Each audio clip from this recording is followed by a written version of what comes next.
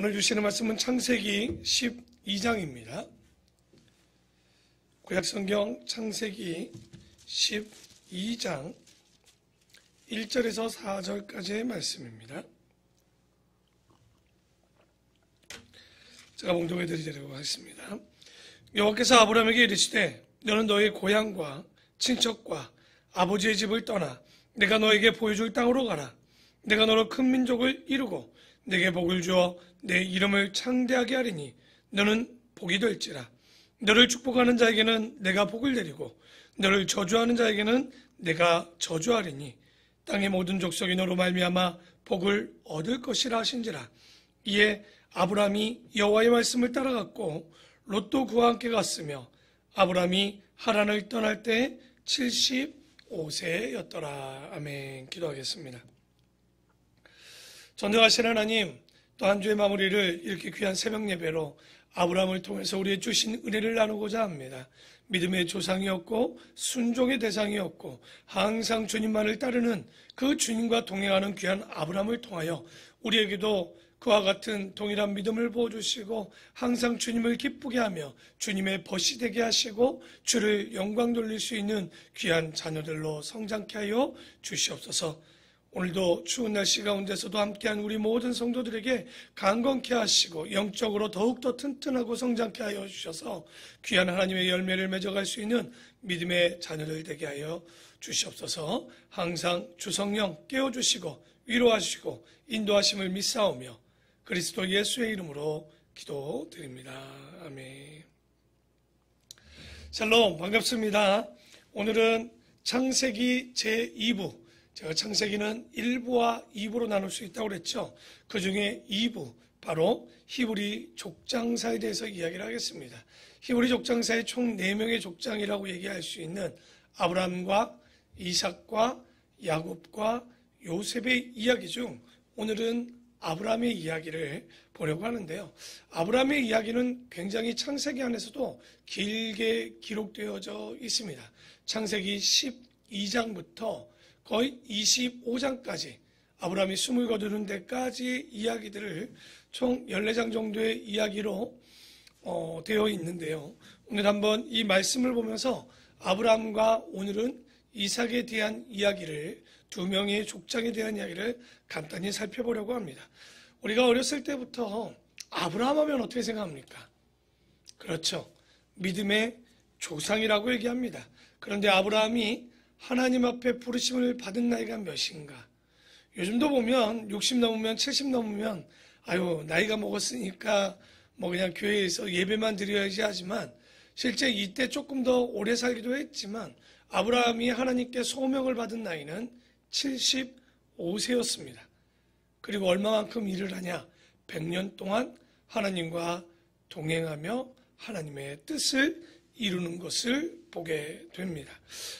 그래서 이 아브라함이 참 대단하다라고 이야기하는 것 중에 하나가 뭐냐면 아브라함이 있었을 때 누가 그에게 말씀을 가르치거나 어떤 것들을 그에게 교육하거나 이런 일들이 없었단 말이죠.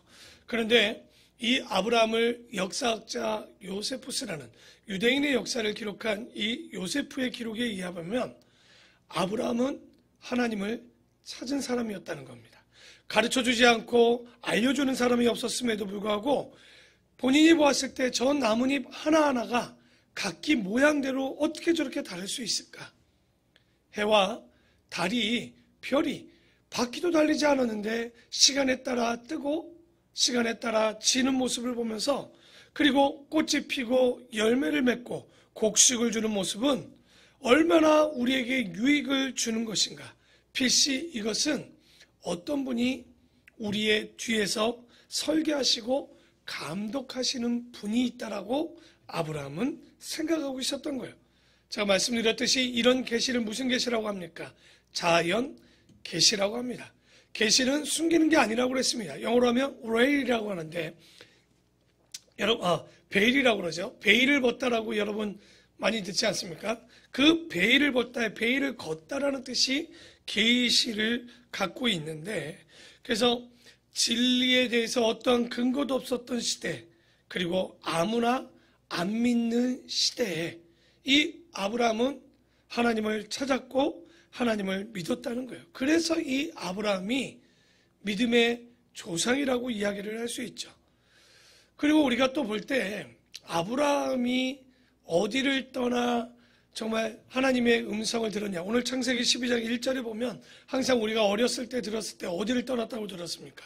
갈대아 우르라는 곳에, 갈대와가 아닙니다. 갈대아 우르라는 곳을 떠났다라고 얘기하는데, 우리가 보면 실제 이 갈대아 우르를 떠난 게 아니라 하란에 살다가 갈대아 우르로 이사를 간 거예요. 그 갈대아 우르에서 무엇을 했냐? 그의 아버지 데라가 우상을 만드는 직업을 갖고 있었습니다. 좀 전에 얘기했던 역사학자 요세푸스가 그 기록에 의하면 아버지가 만들어놨던 이 우상을 아브라함이 하루는 때려 부셔버렸던 거예요. 그랬더니 돌아왔던 데라가, 그 아버지가 이 아브라함을 책망한 것이요. 네가 어떻게 이 우상들을 깨뜨릴 수 있느냐 했더니 아브라함이 이렇게 얘기했죠. 아니, 내가 그런 거 아니다. 우상들이 자기들끼리 먹을 것 가지고 싸우다가 떨어져서 깨졌다. 이렇게 하는 거예요. 그랬더니 데라가, 야, 어찌하여 우상이 움직일 수 있겠느냐. 맞지요.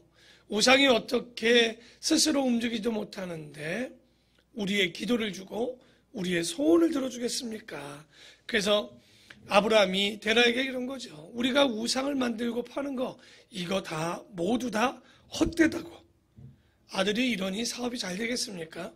잘 되지 않아서 갈대아 우르에서 다시 하란으로 가족을 데리고 데라가 돌아오게 된 거예요. 원래 고향은 하란이었고 갈대아 우르에 조금 더 장사를 하러 갔다가 다시 돌아오게 되는.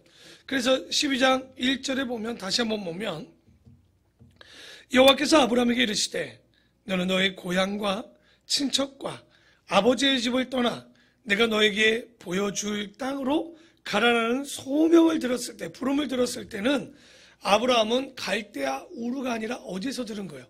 하란 지역에서 부르심을 받았다는 거예요. 그리고 내가 너로 큰 민족을 이루고 내게 복을 주어 내 이름을 창대하게 하리니 너는 복이 될지라.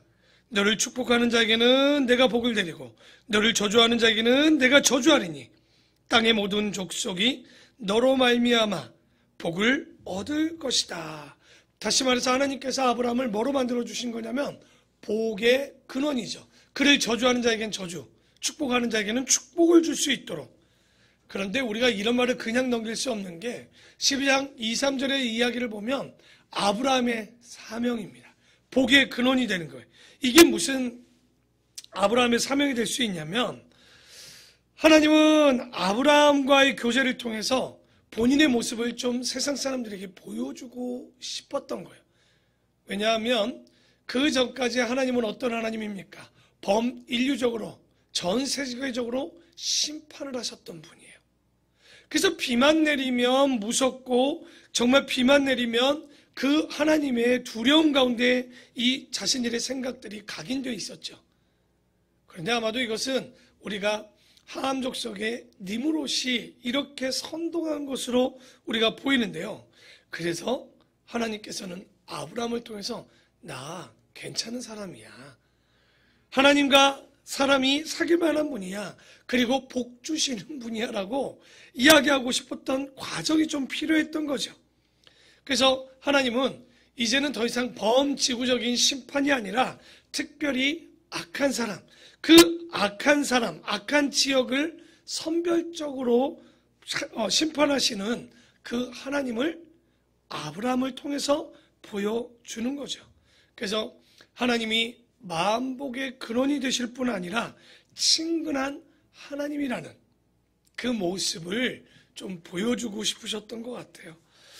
아브라함은요, 그 생애를 통해서 하나님의 전능하심을 보여주셨고 하나님의 신실하심도 보여주셨고 하나님이 우리와 사귈 만한 분이심을 아브라함이 이야기하고 삶을 통해서 이런 걸 뭐라고 합니까? 생활 선교라고 하죠. 그의 삶을 통해서 보여주었는데 그런데 이런 모습을 보여주려면 적어도 우리 아브라함이 하나님에 대한 절대적인 신뢰와 순종을 가지고 있었어야 되는 거죠.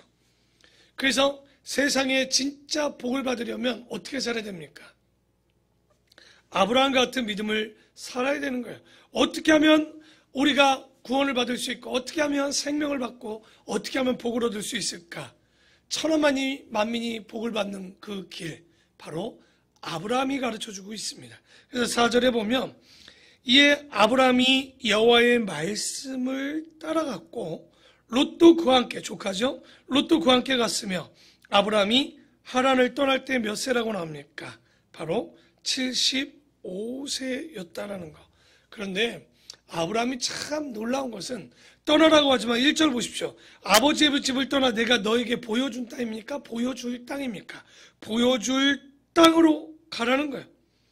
여러분, 우리가 그러면 아브라함을 보면서 떠난다고 능사냐? 그렇지 않습니다. 우리가 믿음은 하나님이 보여줄 땅으로 떠날 수 있는 믿음을 갖는 거, 아무도 가지 않는 길을 가는 거, 아무도 하지 않는 일을 하는 거. 그래서 아브라함을 우리는 위대하다라고 얘기합니다. 그래서 우리는 아브라함을 믿음의 선조, 우리의 믿음의 조상이라고 얘기하는 거예요. 성경상으로 보면 아브라함은 하나님의 음성에 단번에 응답을 합니다. 어디로 가야 될지도 모르는 그 상황성 가운데 미지의 땅으로 믿음만을 가지고 떠났죠. 그리고 자기를 왜 불렀는지도 모릅니다. 종종마다 요즘 사람들은요, 그런 얘기하죠.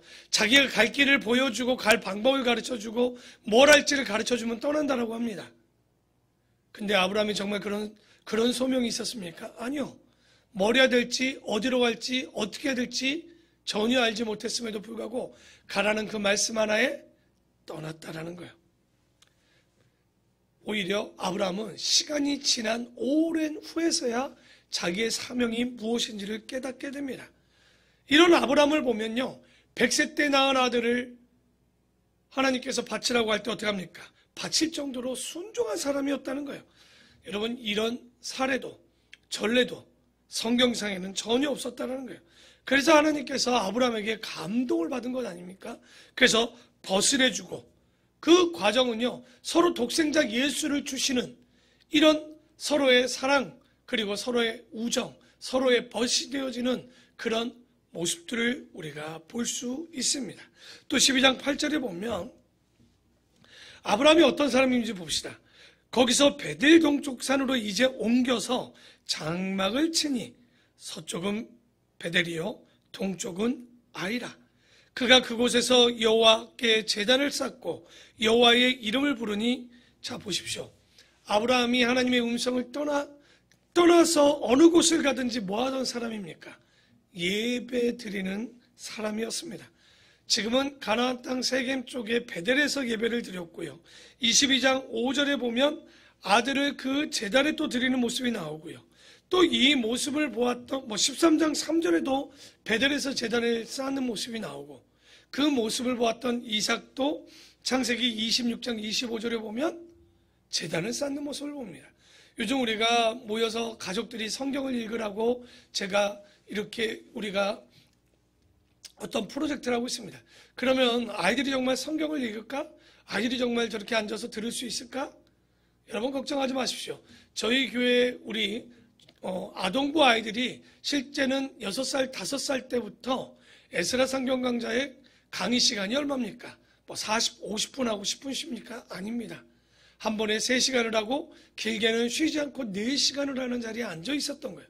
처음에는 가능하겠냐라고 했지만 충분히 가능한 거예요. 아브라함이 보여주니까 이삭도 제사하는 모습을 보여주는 거예요. 아버지가 성경을 읽으면 자녀도 성경을 그 나이에 상관없이 앉아서 읽게 되는 것을 여러분 믿으시기 바랍니다.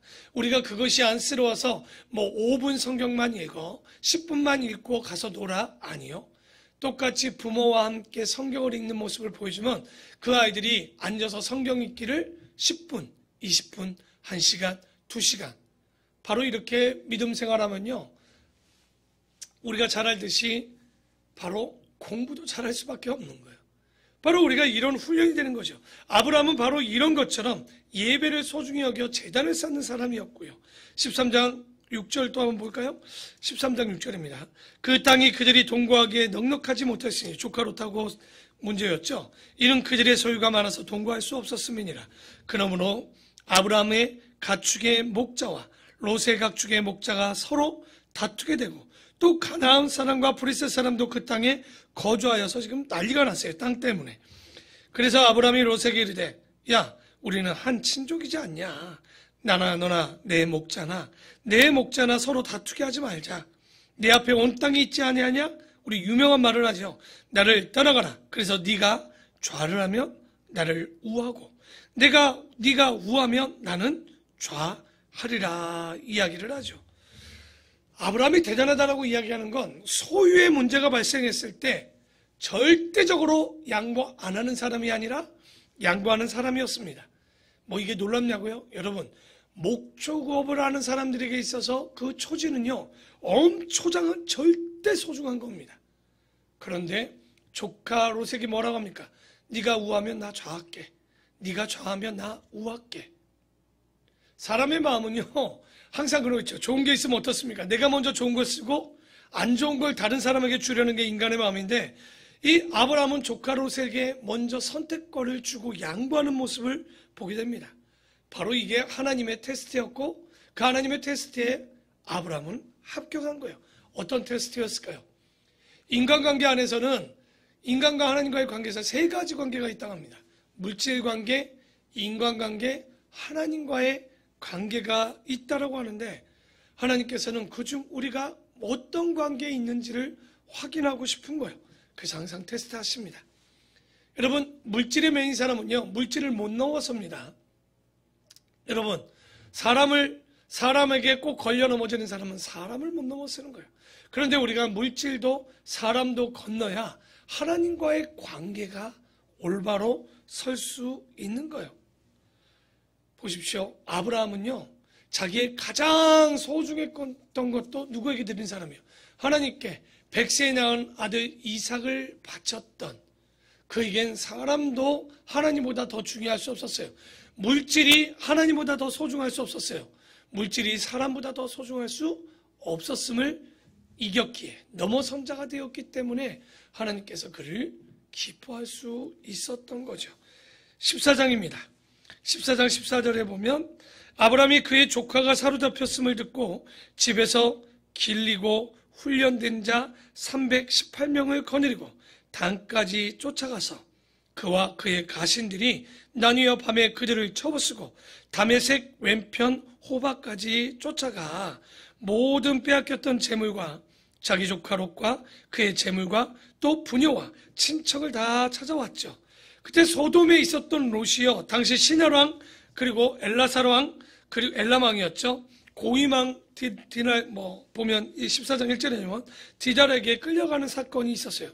이게 얼마나 놀랍습니까? 그런데요, 여러분, 세 나라의 왕이 연합군으로 왔는데 아브라함이 조카 롯을 구하기 위해서 몇 명이 갑니까? 318명. 아브라함은 딱 보면요, 사람을 기를 줄 아는 사람입니다. 그 주인이 가자고 했을 때 그 길리고 연습한 자 318명이요, 두려워 떠는 자 하나 없었어요. 여러분, 우리가 사사시대 보면 기드온 때 기억나십니까? 기드온이 전쟁 나갈 때 물 먹는 모습으로 그 3만 명이 넘는 사람들을 구분하는데 몇 명 남습니까? 3만 명밖에 남지 않았어요. 그것도 용사도 아니었습니다. 이 보면 아브라함에게는 3만 명, 2만 명이 아니라 그냥 318명의 목숨 거는 자가 있었다는 거예요. 곧 아브라함이 그만큼 사람을 기를 줄 아는 사람이었다는 거예요. 그렇게 주변에 충성된 자를 길러낼 줄 알았다는 거예요. 이런 자를 데려갈 수 있었다는 거, 먼저는 아브라함이 담대한 믿음뿐만 아니라 담력이 있었던 사람입니다. 그게 참 놀라운 것 같아요. 이 사람이 보면 팔레스타인 가나안 지역을 갈 때도 자기의 여자들 그리고 자녀들 그리고 사람들을 데려갈 때 이때는요, 여러분, 어떤 치안의 문제에 있어서 굉장히 취약할 때죠. 누가 그를 도적질하면요, 누구도 막을 사람이 없어요. 국가라는 개념이 별로 없었기 때문에 있어봐야 작은 부족을 조금 넘어선 그 정도 크기였던 거죠. 그런데 애굽에 내려가서도 팔레스타인 지역에서도 험한 일을 당할 수 있었음에도 불구하고 하나님을 믿고 따라가는데 그런 믿음의 담력이 있었던 사람이었습니다. 또 우리 15장 볼까요? 15장 1절에 보면 이후에 여호와의 말씀이 환상 중에 아브라함에게 임하여 이르시되 아브라함아 두려워하지 말라. 나는 너의 방패요 너의 지극히 큰 상급이니라. 아브라함이 이르되 여호와여 무엇을 내게 주시려 할까 하니 나는 자식이 없사오니 나의 상속자는 이 다메섹 사람 엘리에셀이니이다. 아브라함이 또 이르되 주께서 내게 씨를 주지 아니하셨으니 내 집에서 길린 자가 내 상속자가 되겠나이다 하였는데 여호와의 말씀이 그에게 임하여 이르시되 그 사람이 내 상속자가 아니라 너의 몸에서 날 자가 내 상속자가 되리라 하시고 그를 이끌고 밖으로 나가 이르시되 자 하늘을 봐 하늘을 우러러 무뼈를 셀 수 있나 보라. 또 그에게 이르되 네 자손이 이와 같으니라. 이런 황망한 이야기가 어디 있습니까? 지금 자식이 없어가지고 자식 달라고 그랬는데 야 밖으로 나와봐 하더니 하늘을 보더니 저 무뼈를 봐봐라 야. 그러더니 저만큼의 민족을 만들어 주겠대요. 여러분 아무리 믿음이 좋아도 뭘 보이는 게 있어야 되는데 야 진짜 아브라함의 믿음이 아브라함 같은 믿음이 바로 구원받은 믿음이고 그래서 여러분 로마서를 모를 때는요 창세기에 아브라함을 보면 돼요. 실제 모습 로마서대로 살아간 사람이 누굽니까? 아브라함입니다. 바로 그가 하나님을 찾았고 구원을 받은 자인 거예요. 로마서가 어렵다면 항상 그래서 창세기를 보면 로마서 없이도 구원과 생명이 무엇인지를 우리가 알 수 있는데 바로 이 아브라함은 어떤 사람이었습니까? 하나님의 약속을 믿는 사람이었습니다. 바로 저 하늘의 별과 같이 너에게 주실 것이라는 약속을 믿죠. 그랬기 때문에 그 하나밖에 없는 아들을 하나님께서 제단에 바치라고 했을 때 아브라함은 어떻게 들을 수 있었을까요? 쉽지 않았을 거예요. 그런데 아브라함이 들을 수 있었던 건 나를 죽음 가운데 살리셨던 것처럼 우리가 죽어도 도로 만드실 수 있지 않을까, 다시 주지 않을까라는 믿음을 정확히 갖고 있었어요. 그렇기 때문에 백세 얻은 귀하고 귀한 아들이었지만 이삭을 제단 위에 바치는 거예요. 왜?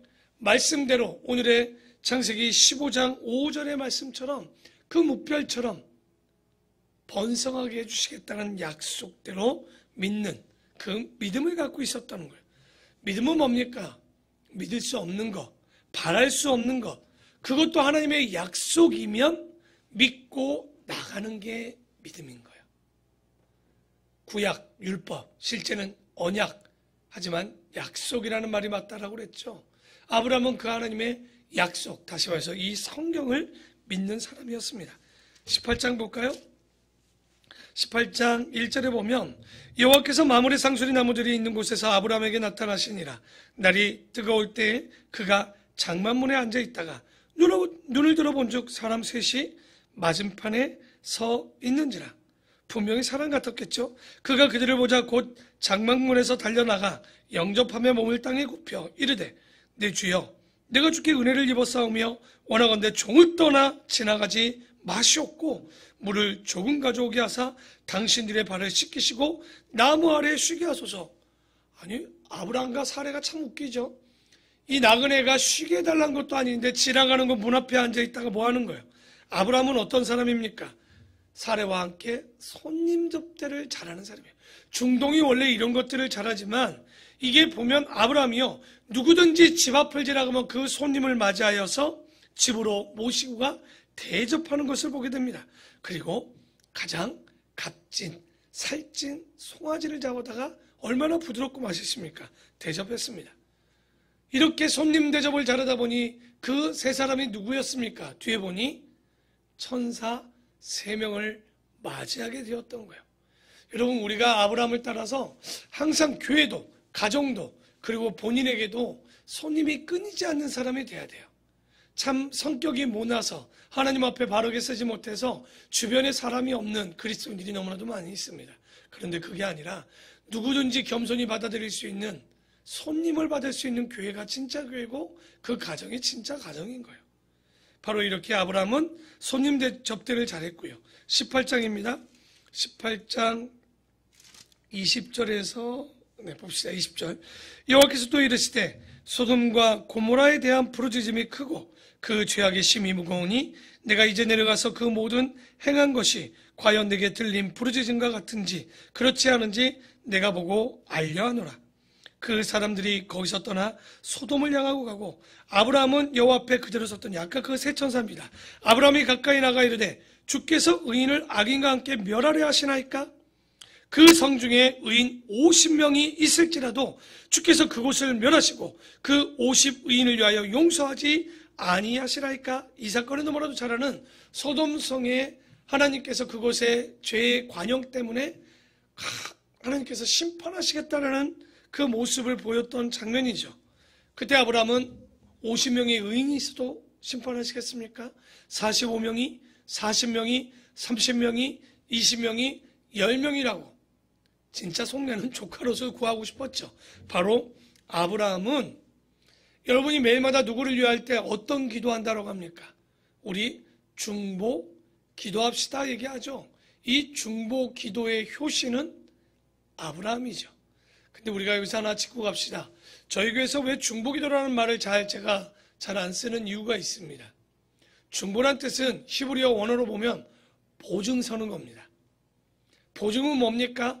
그 사람에게 물질을 불려주면 물질에 대한 그 사람이 감당치 못하면 내가 대신 감당한다. 다시 말해 그 사람이 아파 죽을 때 중보한다는 얘기는 저 사람이 죽을 걸 내가 대신 죽어서라도 살리겠다라는 마음으로 금식하고 기도하겠다라는 것이 진짜 중보라는 말이에요. 그러니까 섣불리 중보하지 마십시오. 아브라함은 본인이 죽겠다라는 마음이 있는 마음으로 기도했다라는 거예요. 그렇게 힘써 기도한 아브라함. 끝내는 롯을 구원하게 되지 않습니까? 바로 이렇게 아브라함은 중보 기도의 효시였습니다. 그리고 23장입니다. 22장입니다. 22장 봅시다. 이삭을 번제로 드리던 장면이 나오죠. 7절입니다. 이삭이 그 아버지 아브라함에게 말하여 이르되 네 아버지여 하니 그가 이르되 네 아들아 내가 여기 있노라. 이삭이 이르되 풀과 나무는 있거니와 번제할 어린 양은 어디 있나이까?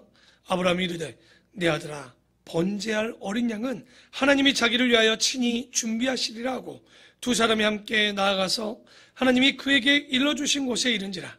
이에 아브라함이 그곳에 제단을 쌓고 나무를 버려놓고 그의 아들 이삭을 결박하여 제단 나무 위에 놓으니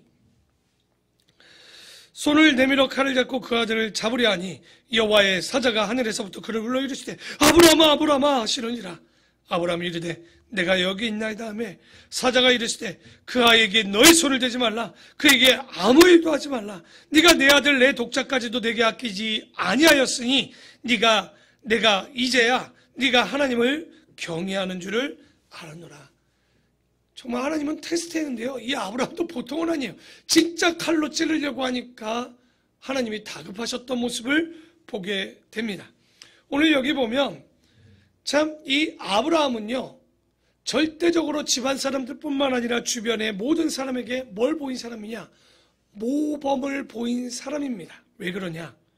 평소에 자녀 교육 지금 보았죠. 얼마나 잘 시켰는지 아브라함이 번제물로 이삭을 바칠 때 그 아들은 알고 있었어요. 그때 나이가 17세에서 15세에서 17세 정도 되는 나이였습니다. 눈치를 다 알 수 있었던 거죠. 그런데도 물어봤더니 이분이 준비가 안 되는 거예요.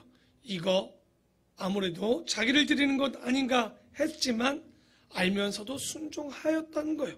여러분 사라도요. 그 부인 사라도 그 아브라함을 뭐라고 호칭했는 줄 압니까?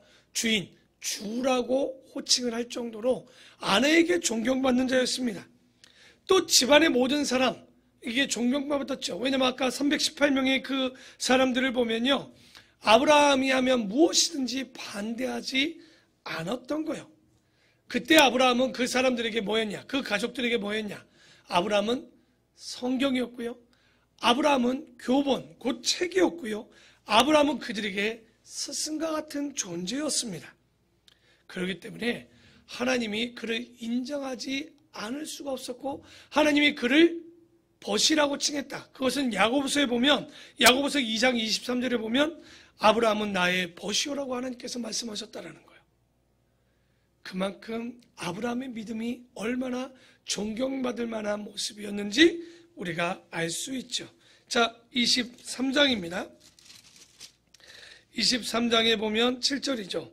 아브라함이 일어나 그 땅 주민 헷 족속을 향하여 몸을 굽히고 그들에게 말하여 이르되 나로 나의 죽은 자를, 누굽니까? 사라가 죽었죠.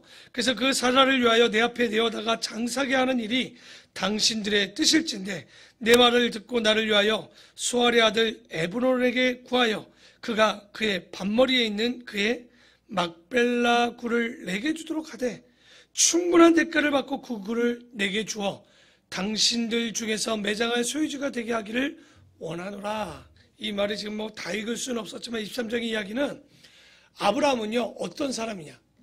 공짜를 바라지 않는 사람이었습니다. 사라가 죽자 그 매장지를 햇사람에게 지금 에브론에게 그 땅을 구하는데요, 얼마든지 힘으로 할 수 있었을 거예요. 근데 그러지 않습니다. 뒤에 보면 은 400세겔, 15절에 보면 은 400세겔을 다 주고 사는 사람이에요. 여러분, 믿음의 사람은 절대 공짜가 없습니다. 우리가 아까 보았던 엘람왕과 고임왕과 그돌라오멜 왕이 이 롯을 에돔 땅 에돔이 아니죠. 소돔 땅을 치고 들어왔을 때 318명을 데리고 가서 롯을 쳐서 그 롯을 데리고 오던 장면이 있습니다. 그 3개국 연합국을 쳐서 롯에 데려오는데 빼앗겼던 소유물 롯 그리고 전리품을 가져와서 부자가 될 수 있었음에도 불구하고 그 전리품을 다 소돔 왕에게 돌려줍니다. 왜? 그것 때문에 자기가 조카 롯을 구하지 않았기 때문이에요. 아브라함은요, 자기가 일한 것, 자기가 땀에 얻은 것, 이런 것만을 가지려고 했던 거예요. 그렇기 때문에 아브라함이 진짜 복된 사람이었고 복을 얻을 만한 사람이었다는 거예요. 아브라함에 대해서 정리를 해보면 아브라함은 75세의 부름을 받아서 100년을 하루같이 하나님과 어떻게 했던 사람이냐? 동행했던 사람입니다. 순종의 삶을 살았던 사람이었습니다. 왜냐하면 그가 살았던 하란 땅은요, 그때는 도시입니다. 아주 잘 살던 동네에서 척박한 땅을 갔던 것은 왜 이사 갈 수 있었느냐? 그는 그 땅이 아니라 본 향을 바라보는, 하나님의 나라를 바라보는 사람이었기 때문에 그래요. 그래서 아브라함은 보면요, 하나님 사랑뿐만 아니라 우리가 율법의 아주 핵심이었던 이웃을, 사람을 사랑하는 사람이었다는 거.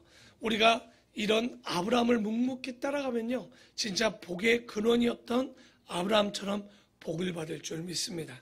제가 오늘 이렇게 성경을 쭉 읽으면서 그냥 아브라함은 이런 사람입니다 하면 쉽지만 조금 여러분이 좀 성경을 이해하기 좋으라고 제가 성경을 읽어가면서 하고 있습니다. 또 우리 한번 봅시다. 이삭은요, 어려울 게 없습니다. 왜냐하면 이삭을 잘 보면 몇 장 나오지도 않아요. 그 이유가 있습니다. 그 뒤에 나오는 야곱 보십시오. 이제 창세기 50장까지는요, 알고 보면 다 누구의 이야기입니까? 야곱의 이야기입니다. 그 이유인즉슨 야곱은 순종의 사람이 아니라 자기 멋대로 살았던 사람이에요. 험악한 인생을 살았던 사람이에요. 반면요, 그의 아버지 이삭은요, 순종의 사람이었어요. 온유한 사람이었어요. 그래서 그 성경의 내용을 보면 그냥 아브라함이 갔던 길, 실수도 얼마나 비슷하게 하는지 모릅니다. 아브라함의 덕과 그 성품을 그대로 닮았던 사람이에요. 그저 그 말이 맞는 것 같아요. 존경하면 닮게 돼 있습니다. 바로 범사에 아브라함이 살던 대로 살았던 사람이 누구냐? 이삭입니다. 그래서 별로 얘기할 것이 없어요. 그 아브라함처럼 살았기 때문에. 그래서 딱 두 군데만 읽고 마무리하면 되는데요. 26장 12절입니다. 26장 12절에 보면 이삭이 그 땅에 농사하여 그 해에 100배나 얻었고, 여러분 어떻게 복을 100배나 받겠습니까?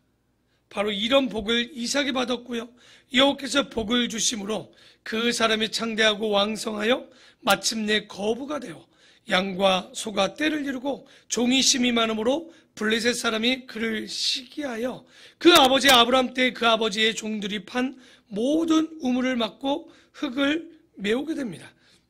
아비멜렉이 그 왕인데요, 그 땅의 왕인데 이삭에게 이르되 네가 우리보다 크게 강성한즉 우리를 떠나라. 이삭이 그 옷을 떠나 그랄 골짜기에 장막을 치고 거기 거류하며 그 아버지 아브라함 때에 팠던 우물들을 다시 팠으니 이는 아브라함이 죽은 후에 블레셋 사람이 그 우물들을 메었습니다. 이삭이 그 우물들의 이름을 그의 아버지가 부르던 이름으로 부르는 장면이 나오죠. 이삭은 어떤 사람입니까? 아브라함과 똑같아요. 순종과 양보의 사람입니다. 여러분, 땅에서 육신의 아버지에게 순종하면 어떤 복을 받는다고 했습니까? 그 땅에서 장수의 복을 받을 것이고, 우리의 영의 아버지께 순종하면 어떤 복을 받죠? 영생의 복을 받습니다. 그런데 이 이삭이 대단한 건요, 여러분, 이때의 우물은요, 지금 우리 시대의 우물과 다릅니다. 생명줄이기도 하고요, 우물을 찾는 것도 어렵고요, 우물을 파는 것도 어렵습니다. 우리가 생각하는 우물처럼 그런 낮은 우물도 아닙니다. 정말 20m, 30m를요, 땅을 파고 내려가서 물을 얻는 그런 우물도 있어요. 그러니까 그런데도 불구하고 이삭은 싸우지 않습니다. 자, 보십시오. 18절, 19절에 이삭의 종들이 골짜기를 파서 샘 근원을 그제서 얻었더니 또 그랄 목자들이 이삭의 목자와 다투어 이르되 이 물은 우리의 것이라며 이삭이 그 다툼으로 말미암아 그 우물 이름을 에색이라 하였으며, 싸워야 되는데 싸우지 않습니다. 또 다른 우물을 봤더니 그들이 또 다툼으로 그 이름을 신나라 하였으며, 이삭이 거기서 옮겨 다른 우물을 봤더니 세 번째 또 옮기죠. 벌써 네 번째 옮깁니다. 그들이 다투지 아니하였으므로 그 이름을 르호봇이라 하여 이르되 이제는 여호와께서 우리를 위하여 넓게 하셨으니 이 땅에서 우리가 번성하리라. 이 땅에서 번성하리라. 여러분, 산상수훈 가운데 마태복음 5장 8절에 보면 온유한 자는 복이 있나니 땅을 기업으로 삼을 것이라고 얘기했죠.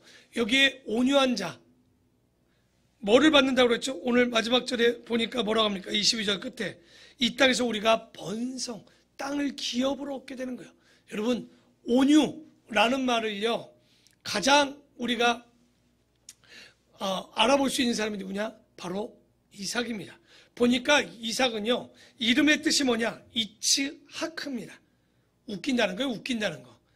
왜냐하면 사라가 아브라함이 100세 애를 얻는다 보니까 웃었단 말이죠. 그래서 그의 이름을 천사가 이츠하크라, 이삭이라고 얘기했는데, 이 이삭은요, 어디 가서 싸우지 않아요. 웃음으로 모든 것을 해결합니다. 오늘 보니까 뭐라고 그래요? 다투지 않으려고 합니다. 평화의 사람입니다. 누가 싸움을 걸어오면요, 다 쳐버려요. 싸우지 않아요. 아버지의 뜻이라면 죽기까지 순종했던 창세기 22장의 내용을 보십시오. 그런 모습은 누구의 그림자였을까요? 바로 예수 그리스도의 그림자가 이삭이었습니다. 우리 이 이삭을 보면요, 정말 뛰어나죠. 여러분 잘 보면 산상수훈의 모델이었고 바로 그 삶이 이삭의 삶이었는데, 힘이 없어서 그가 온유한 것이 아니라 힘이 있음에도 불구하고 그들과 싸우지 않고 다투지 않는 것이 온유라는 단어예요. 힘이 없어서 강자에게 약해진 건 비굴함입니다. 그런데 얼마든지 이길 수 있지만 그들에게 싸움으로 이기지 않는 게 온유예요. 멋진 성품 아닙니까? 그런데요, 이 온유한 삶, 이런 온유한 삶을 살았던 이삭은요, 그 뒤에 보면 평안한 삶을 살다가 180세의 죽음을 맞이하게 됩니다. 그런데 이 온유한 이삭을 보면요, 그날 목자들이 왔을 때도 싸우지 않는 장면들을 보면 이 마지막으로 오늘 그 이삭에게는 어떤 모습을 볼 수 있냐? 소유냐, 존재냐입니다. 여러분, 우리가 항상 소유냐, 존재냐 할 때 우리는 뭘 선택해야 됩니까? 존재라고 말하지만 물질을 따라갑니다. 그런데요, 마태복음 6장 25절에 보면 사람이 목숨을 가진, 목숨보다 무엇을 먹을까, 무엇을 입을까, 무엇을 마실까 염려하지 말라 보는 거예요. 왜? 목숨보다 더 소중한 것은 절대 없다라고 마태복음 6장에 얘기합니다. 그런데 우리는 그 소유를 쫓고 있지는 않습니까? 오늘 아브라함과 이삭을 보면서 분명히 물질 그리고 사람, 하나님과의 관계 속에서 이 아브라함과 이삭은 절대적으로 소유가 아니라 사람보다 더 하나님을 선택하는, 바로 존재를 더 소중히 생각하는 사람이었습니다. 오늘 아브라함과 이삭을 잠시 살펴보았습니다. 오늘 우리가 이 말씀대로 우리의 삶 가운데 소유를 쫓는 자가 아니라 하나님 앞에 순종하고 우리가 믿을 만한 것을, 우리가 따를 만한 길을 걸었던 아브라함이 아니라, 이삭이 아니라 그러지 않았던 그 길을 걸었던 아브라함처럼 오늘 2021년도도 주님의 믿음 가운데 그 믿음대로 살아가는 우리 귀한 성들 되기를 축원합니다. 기도하겠습니다.